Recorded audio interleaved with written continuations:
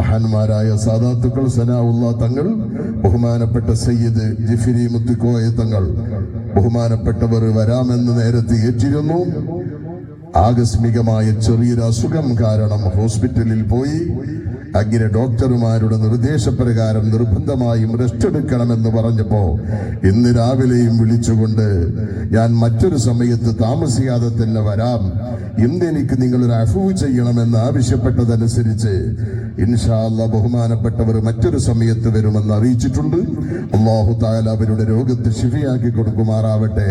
ആഫിയത്തുള്ള ദീർഘായുസ് മഹാനവറുകൾക്ക് അല്ലാഹു പ്രദാനം ചെയ്യുമാറാവട്ടെ. നമ്മുടെ എല്ലാ സാദാത്തുക്കൾക്കും എല്ലാ ഉസ്താദുമാർക്കും ഉലമാക്കൾക്കും ദീനിന്റെ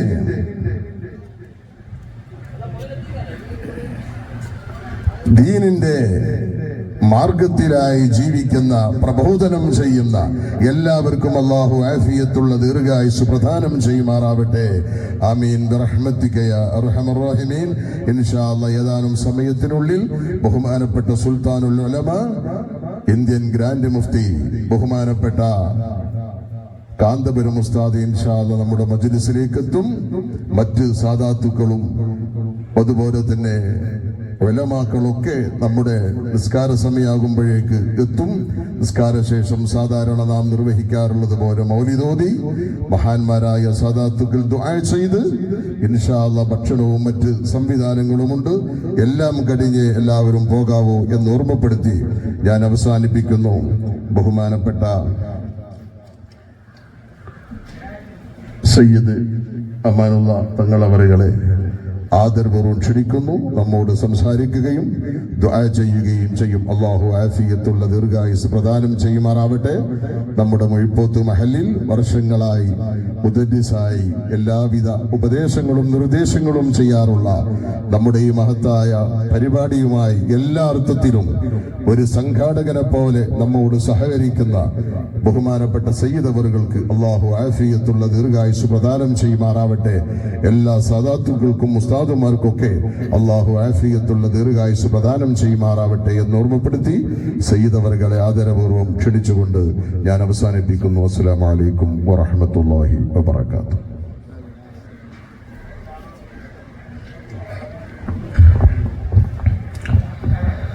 السلام عليكم ورحمة الله تعالى وبركاته. أعوذ بالله من الشيطان الرجيم. بسم الله الرحمن الرحيم. الحمد لله رب العالمين والصلاة والسلام على سيد المرسلين سيدنا محمد الصادق الوعد الأمين وعلى آله الطيبين وصحابه الأكرمين وأزواجه الطاهرات أمهات المؤمنين. إمهتايا സംഗമത്തിൽ ഒരുമിച്ച് കൂടിയ സർവാദരണീയരായ സാദാത്തുക്കൾ, ഉലമാക്കൾ, ഏറെ പ്രിയപ്പെട്ട സഹോദരി സഹോദരന്മാർ, അല്ലാഹു സുബ്ഹാനഹു വ തആല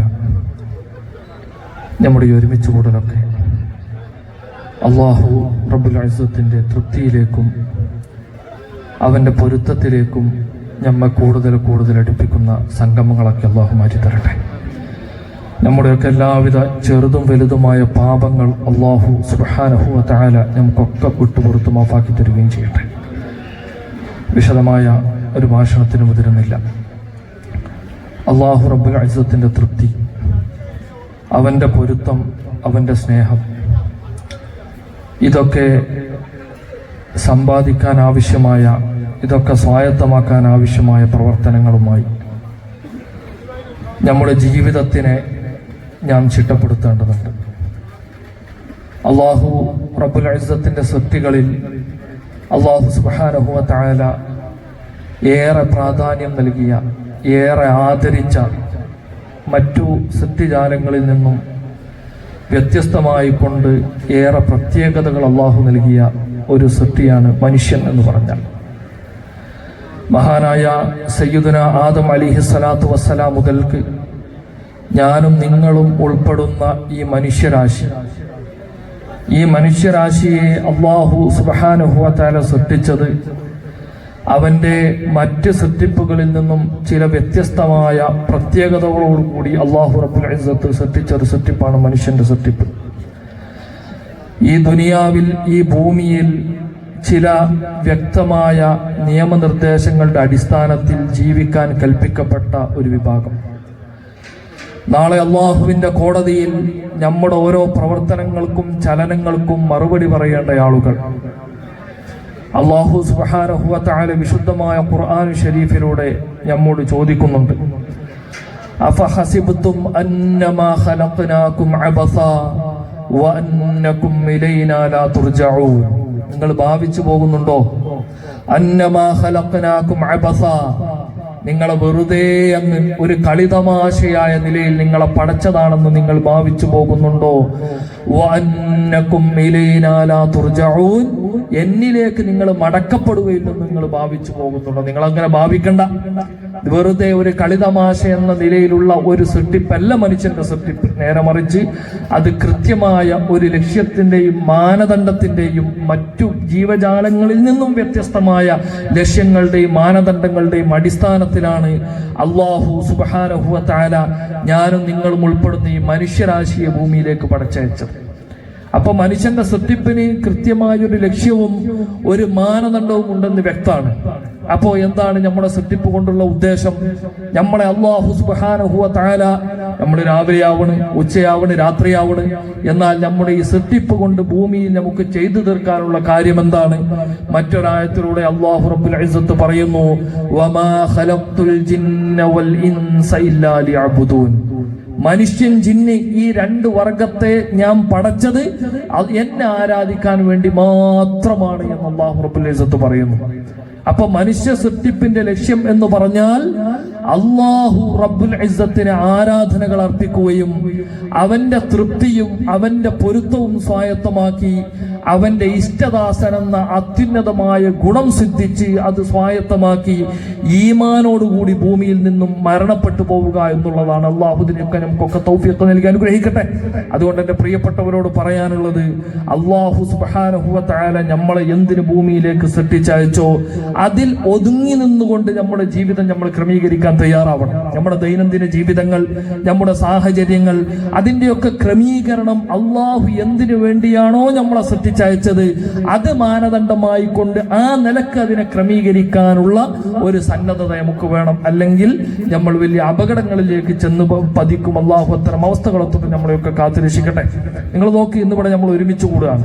ബഹുമാനപ്പെട്ട നബി സല്ലല്ലാഹു അലൈഹി വസല്ലമ തങ്ങളുടെ മിഅ്റാജ് നേർച്ചയുമായി, മിഅ്റാജ് യാത്രയുമായി, ഇസ്രാ മിഅ്റാജ് യാത്രയുമായി ബന്ധപ്പെട്ടുകൊണ്ടുള്ള ഒരുമിച്ച് കൂടാൻ അള്ളാഹുവിന്റെ റസൂലിന്റെ ആ സന്തോഷത്തിന്റെ ഓർമ്മകളിൽ നമ്മൾ പങ്കുചേരുക എന്നുള്ള വലിയൊരു ഉദ്ദേശ ലക്ഷ്യം. ഇതൊക്കെ യഥാർത്ഥത്തിൽ അള്ളാഹുവിന്റെ ഈ മഹാന്മാരായ ആളുകളുമായുള്ള നമ്മുടെ ബന്ധങ്ങൾ, അവരുമായുള്ള നമ്മുടെ ആത്മീയമായ ബന്ധങ്ങൾ, നമ്മുടെ ഹൃദയത്തിന്റെ ആ ബന്ധമെന്ന് പറഞ്ഞാൽ അള്ളാഹു സുബ്ഹാനഹു വ തആലയുടെ തൃപ്തി കരസ്ഥമാക്കാനും അവന്റെ പൊരുത്തം കരസ്ഥമാക്കാനുമുള്ള ഏറ്റവും വേഗതയേറിയ വഴിയാണ് അള്ളാഹുവിന്റെ ഔലിയാക്കളും ആരിഫ്യങ്ങളുമായി സ്വാലിഹീങ്ങളുമായി ബന്ധപ്പെടുക എന്നുള്ളത്. ആ സ്വാലിഹീങ്ങളുടെ നേതാവാണ് ബഹുമാനപ്പെട്ട അഷ്റഫുൽ ഖൽഖ് റസൂലുള്ളാഹി സ്വല്ലല്ലാഹു അലൈഹി വസല്ലമ തങ്ങൾ. ആ അള്ളാഹുവിന്റെ റസൂലിന്റെ ജീവിതത്തിൽ ഏറ്റവും മനോഹരമായ, അവിടുത്തെ ജീവിതത്തിൽ ഏറ്റവും മനോഹരമായ അത്ഭുതങ്ങൾ നിറഞ്ഞ ആ അത്യുന്നതമായ സംഭവ വികാസങ്ങൾ അയവിറക്കുന്ന ദിവസമാണ് ഈ മിഅ്റാജിന്റെ ദിനം എന്ന് പറഞ്ഞാൽ. മഹാനായ ഇവിടെ അന്ത്യവിശ്രമം കൊള്ളുന്ന മഹാനായ വടകര മുഹമ്മദ് ഹാജി തങ്ങൾ ഖദ്ദസല്ലാഹു സിർറഹുൽ അസീസ് മഹാനവറുകളുടെ കാലഘട്ടത്തിൽ മഹാനവറുകൾ നേരിട്ട് കൊണ്ട് സ്ഥാപിക്കുകയും വർഷങ്ങളായി കൊണ്ടിവിടെ നടന്നു വരികയും ചെയ്യുന്ന ഒരു മഹത്തായ നേർച്ചാ സംവിധാനത്തിലാണ് നമ്മളൊക്കെ ഒരുമിച്ച് കൂടിയിട്ടുള്ളത്. അല്ലാഹുവിന്റെ ഔലിയാക്കളുടെ ജീവിതം, അവരുടെ മഹത്വം, അതിനെ ഉൾക്കൊള്ളുകയും അവർ സഞ്ചരിച്ചു പോയ അത്യുന്നതമായ വഴികളിലൂടെ സഞ്ചരിക്കാനുള്ള ഒരു സന്നദ്ധതയുമാണ് ഇത്തരം സാഹചര്യങ്ങളിലൊക്കെ നമ്മൾ മുറുകെ പിടിക്കേണ്ടതും നമ്മൾ പ്രതിജ്ഞയായിക്കൊണ്ട് നമ്മൾ പുതുക്കേണ്ട കാര്യവും. അവർ നടന്നുപോയ വഴി, അല്ലാഹു റബ്ബുൽ ഇസ്സത്തിലേക്ക് അവർ സഞ്ചരിച്ചത്, അല്ലാഹുവിനെ അവരറിഞ്ഞത്, അല്ലാഹുവിന്റെ തൃപ്തിയിലേക്ക് അവർ യാത്ര തിരിച്ചതൊക്കെ ആ ജീവിതത്തിൽ അതിനുവേണ്ടി അവർ തെരഞ്ഞെടുത്ത വഴികളും അത് മുഖേന അവർ സ്വന്തമാക്കിയ ആ ഉന്നതമായ ഔന്നിത്യങ്ങളുടെ വഴികളെ സംബന്ധിച്ചൊക്കെയുള്ള ഒരു ധാരണയും ബോധവും അവരുടെ വഴിയിൽ നമ്മൾ അടിയുറച്ചു നിൽക്കുമെന്നുള്ള ശക്തമത്തായ ഒരു പ്രഖ്യാപനങ്ങളൊക്കെയാണ് ഇത്തരം സമയങ്ങളിൽ നമ്മളെ സംബന്ധിച്ച് ആവശ്യം. അള്ളാഹുവിന്റെ ഔലിയാക്കളുമായിട്ടുള്ള സംഗമങ്ങൾ, അവർ ജീവിതകാലത്തും മരണശേഷവും നമ്മുടെ കാര്യങ്ങൾ ഇടപെടാൻ ശക്തിയുള്ളവരും അതിനുവേണ്ടി അതിന് എല്ലാ നിലക്കും അള്ളാഹു കഴിവ് കൊടുത്ത മഹത്തുക്കളാണവർ. അവർ അള്ളാഹുവിലേക്കുള്ള നമ്മുടെ വസീലകളാണ്. അവരുമായി ബന്ധപ്പെടുക എന്നുള്ളത് വിശുദ്ധ ഖുർആൻ ശരീഫിൽ അല്ലാഹു റബ്ബുൽ ഇസ്സത്ത് പറഞ്ഞില്ലേ, യാ അയ്യുഹല്ലദീന ആമനു തഖുല്ലാഹ വകൂനൂ മഅസ് സ്വാദിഖീൻ. നിങ്ങൾ അള്ളാഹുവിനെ ഭയപ്പെട്ടു ജീവിക്കുക എന്ന് പറഞ്ഞ് അവിടെ നിർത്തിയില്ല. വകൂനൂ മഅസ് സ്വാദിഖീൻ, നിങ്ങൾ സത്യസന്ധരായ ആളുകൾ, അതായത് അള്ളാഹു തൃപ്തിപ്പെട്ട ആളുകളോടൊപ്പം നിങ്ങൾ സഹവസിക്കുകയും അവരുമായി കൊണ്ടുള്ള ബന്ധം നിങ്ങൾ ശക്തിപ്പെടുത്തുകയും ചെയ്യണം. എന്നാൽ ആ തഖ്വക്ക് ഇസ്തിഖാമത്ത് ഉണ്ടാകും.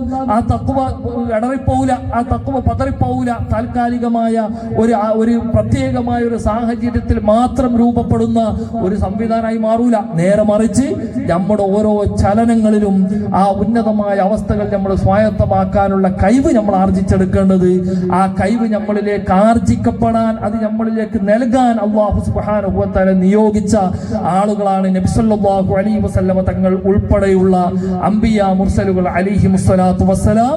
അവർക്ക് ശേഷം ആ ഉന്നതമായ നൂറാനിയത്ത് കരഗതമാക്കിക്കൊണ്ട് ഈ ഉമ്മത്തിനെ വഴി നടത്തിയ മഹാനായ വടകര മുഹമ്മദ് ഹാജി ഖദ്ദസല്ലാഹു സിർറഹുൽ അസീസ് മഹാനവറുകളെ പോലെയൊക്കെയുള്ള മനുഷ്യന്മാർ, അവരുമായി കൊണ്ടുള്ള ബന്ധം ഇത്തരം സംഗമങ്ങളിലൊക്കെ അതാണ്. അവരുമായിട്ടുള്ള ഒരു ആത്മീയമായ ബന്ധം അതാണ് ഇത്തരം സംഗമങ്ങളിലൂടെയൊക്കെ നമുക്ക് സ്വായത്തമാക്കുക. ഇതൊക്കെ വിശുദ്ധമായ ദീനിൽ എല്ലാ നിരക്കും സ്ഥിരപ്പെട്ട യാഥാർത്ഥ്യങ്ങളാണ്, ആർക്കും നിഷേധിക്കാൻ കഴിയാത്ത യാഥാർത്ഥ്യങ്ങളാണ്. അല്ലാഹുവിന്റെ ഔലിയാക്കളുടെ മദതുകൾ എന്ന് പറഞ്ഞാൽ അത് മരണശേഷം ഉണ്ടാവും. ഉസ്താദ് ഇവിടെ സൂചിപ്പിച്ച മാതിരി മൂസാ നബി അലൈഹി സ്വലാമിന്റെ ഇടപെടലാണ് 50 വക്തുള്ള നിസ്കാരം 5 വക്തായി മാറിയത്. മരിച്ചു കഴിഞ്ഞ ശേഷമുള്ള മൂസാ നബിയുടെ സഹായമാണ് അങ്ങനത്തെ ഉപകാരം കിട്ടിയത്. അതുകൊണ്ട് മരണപ്പെട്ട് കഴിഞ്ഞാലും അവരുടെ ശക്തികളൊക്കെ വർദ്ധിക്കും എന്നുള്ളതാണ് യാഥാർത്ഥ്യം. അള്ളാഹു സ്വാലിഹീങ്ങളോടൊപ്പം സഹവസിക്കാൻ അള്ളാഹു നമുക്കൊക്കെ തൗഫീഖ് നൽകി അനുഗ്രഹിക്കട്ടെ. മഹാനായ ഇമാം ഗസ്സാലി റളിയല്ലാഹു അൻഹു പറയുന്നുണ്ട്, അള്ളാഹുവിന്റെ ഔലിയാക്കളോടുള്ള സ്നേഹം, അള്ളാഹുവിന്റെ ഔലിയാക്കളുമായി ബന്ധപ്പെട്ടാൽ നമുക്ക് ലഭിക്കുന്ന അവസ്ഥ എന്താ? മഹാനവറുകൾ പറയുന്നു, ഇദാ അറത്ത സഅദത ഫിദ്ദുനിയ വൽ ആഖിറ, ദുനിയാവിലും ആഖിറത്തിലും നീ വിജയം ഉദ്ദേശിക്കുന്നുവെങ്കിൽ ഇജ്അൽ നഫ്സക ഫീ ഖൽബി വലിയ്യിൻ മിൻ ഔലിയാ ഇല്ലാഹ്, നിന്റെ നഫ്സിനെ അള്ളാഹുവിന്റെ ഔലിയാക്കളിൽപ്പെട്ട ഒരാളുടെ ഹൃദയത്തിൽ നീയാക്കണം. അപ്പൊ ആളുകൾ ചോദിച്ചു, കൈഫ ദാലിക്, ഗസ്സാലി ഇമാം അവർകളെ അതിന്റെ രൂപം എങ്ങനെയാണ്? അപ്പൊ മഹാനവറുകൾ പറഞ്ഞു, തുഹിബ്ബുഹും ഫയുഹിബ്ബൂനക, നീ അവരെ ഇഷ്ടപ്പെടുക. അവരെ ഇഷ്ടപ്പെട്ടു കഴിഞ്ഞാൽ അവര് നിന്നെ ഇഷ്ടപ്പെടും.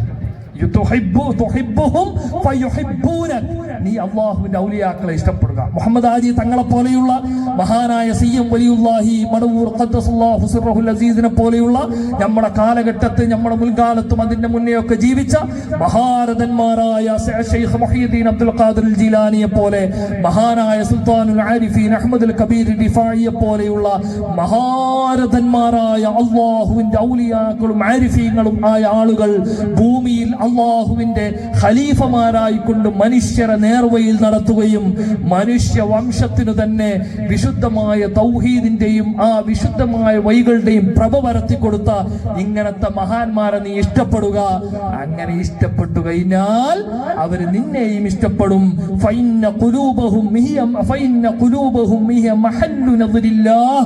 കാരണം എന്താ? അവരുടെ ഹൃദയം എന്ന് പറഞ്ഞാൽ സദാസമയവും അല്ലാഹു റബ്ബുൽ ഇസ്സത്തുമായി തഅല്ലുഖുള്ള ഹൃദയമായിരിക്കും. നമ്മുടെ ഹൃദയങ്ങൾ മാതിരി ചില പ്രത്യേക സമയത്ത് അള്ളാഹുവിനെ അനുസ്മരിക്കുകയും അത് കഴിഞ്ഞാൽ അള്ളാഹുവിനെ പാടയെ മറക്കുകയും ചെയ്യുന്ന ഹൃദയം അല്ല അള്ളാഹുവിന്റെ ഔലിയാക്കളുടെ ഹൃദയം. അവരുടെ ഹൃദയം എന്ന് പറഞ്ഞാൽ സദാസമയവും അല്ലാഹ് അല്ലാഹ് അല്ലാഹ് എന്ന ഒരൊറ്റ ചിന്തയിലാണ് അവർ ജീവിക്കുക. എപ്പോഴും അള്ളാഹുമായി ബന്ധപ്പെട്ടുകൊണ്ടാണ് അവരുടെ ഹൃദയം ഉണ്ടാവുക. അങ്ങനത്തെ ഹൃദയത്തിന്റെ ഉടമകൾ, അവരുടെ ഹൃദയം എന്ന് പറഞ്ഞാൽ എപ്പോഴും അല്ലാഹു സുബ്ഹാനഹു വ തആലയുടെ ആ ബന്ധമുള്ള ഹൃദയമായിരിക്കും. അപ്പൊ എന്താ സംഭവിക്കുക?